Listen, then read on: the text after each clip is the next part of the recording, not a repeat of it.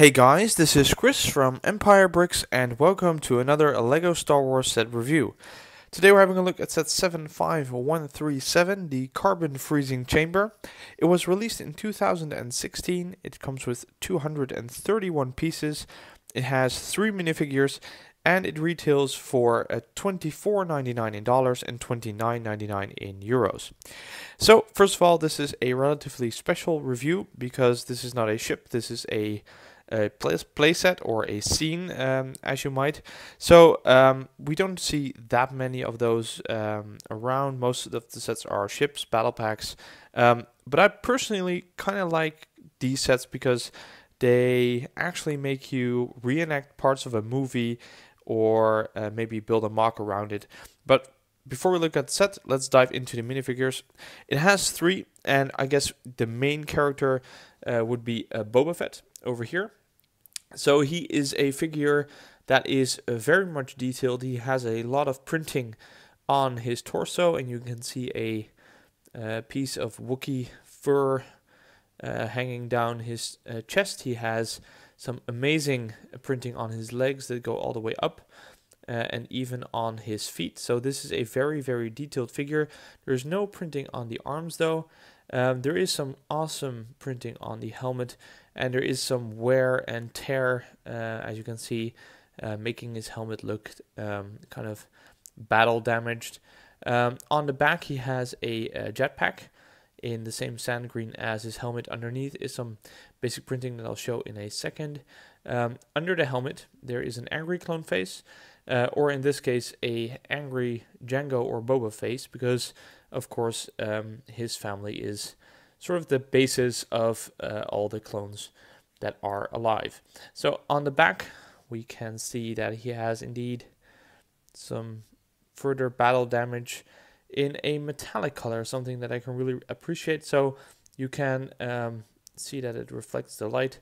No further printing on the hind legs or arms. I'm going to put together him again.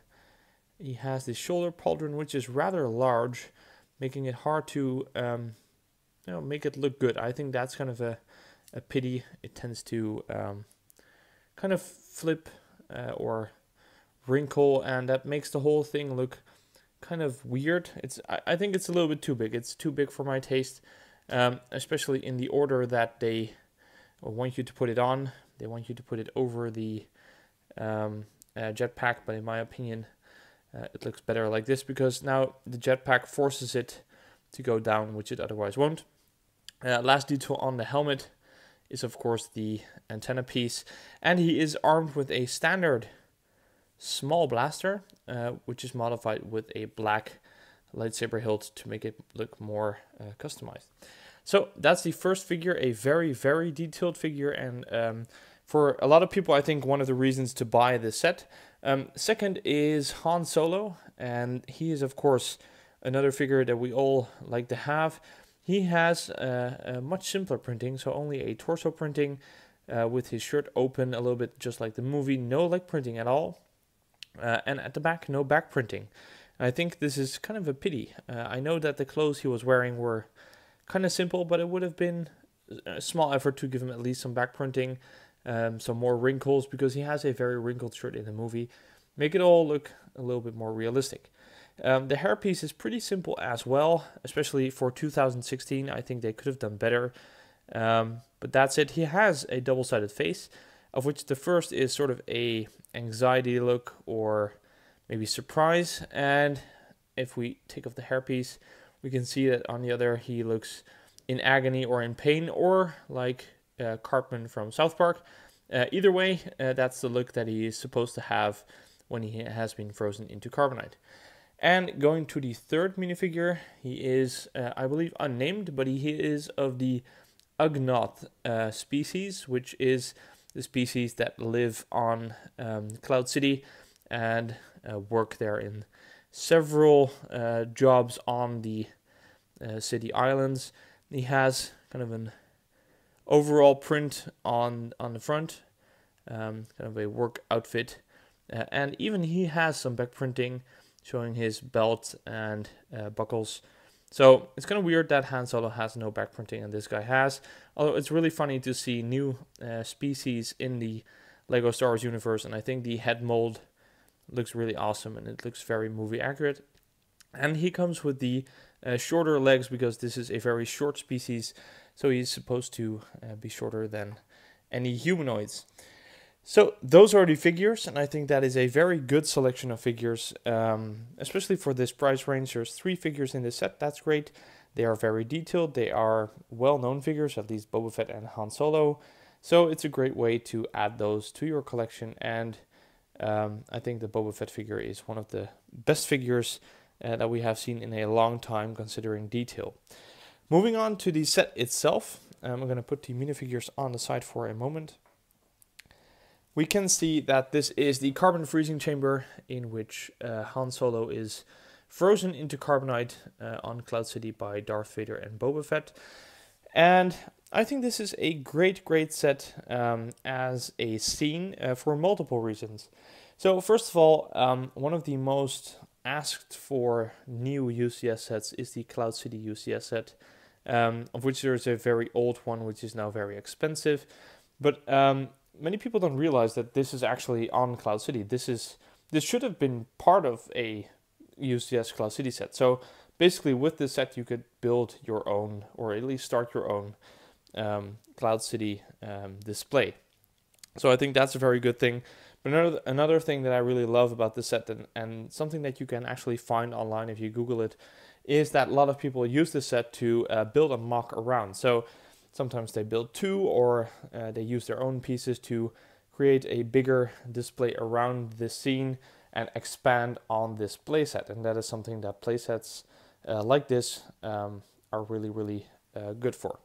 So considering the functionality, I think there is a lot to do, because if we look at the piece count, it's 231 pieces. That is basically a little less than 2 microfighters, and for that piece count you get an incredible amount of set. It's a big set. It's way bigger than 2 microfighters, meaning that you get mostly big parts here. The 2 staircases over here, there's a lot of bricks, there are some plates, there is some pillars over here, so lots of good pieces, and you get a bulky build for that, and I think that's a very good thing.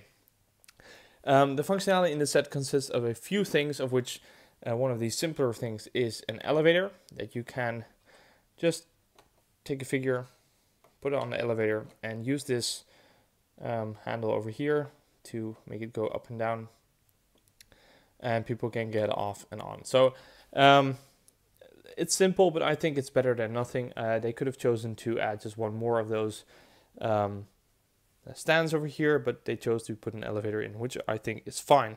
There is a small computer, which is a printed piece, bringing me to the fact that there are no stickers in this set, though, so that's another plus point. Not really something you can do with it, but it has a printed piece. You can reenact the Ugnaught using the computer. There is some piping on the side, so the whole thing makes it really look like a mechanized machine.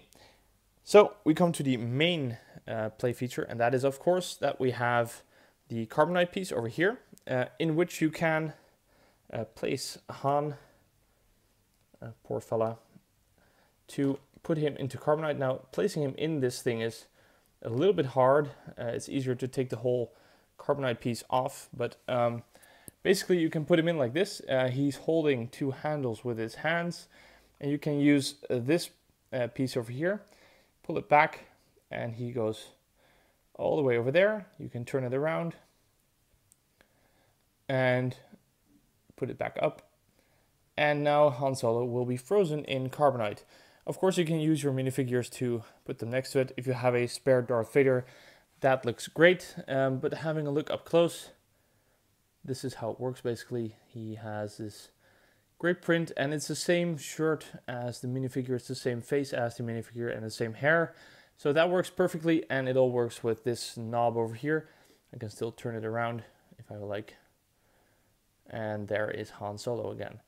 So all in all, this is a pretty good set, especially now. I think the price is a little bit steep, at least in euros. $24.99 seems fair for 231 pieces and 3 minifigures, because you know, it's the piece count is a little bit low, but you get an extra minifig in return, so that's great. 29.99 euros is a bit steep, but still worth it, I think, because you get a great scene, something that looks great on shelves or on display, good minifigures and good pieces if you want to build anything yourself. So all in all, I think this is a kind of underestimated set. It's a very, very good set. I can really recommend it, and I think that this with some Stormtroopers and Darth Vader, plus some of your own pieces, allows for some very good mock building, or at least modding this set into something to display. So that's it for this review. I really hope you liked it. Please like, comment, and subscribe, and I'll see you all next time.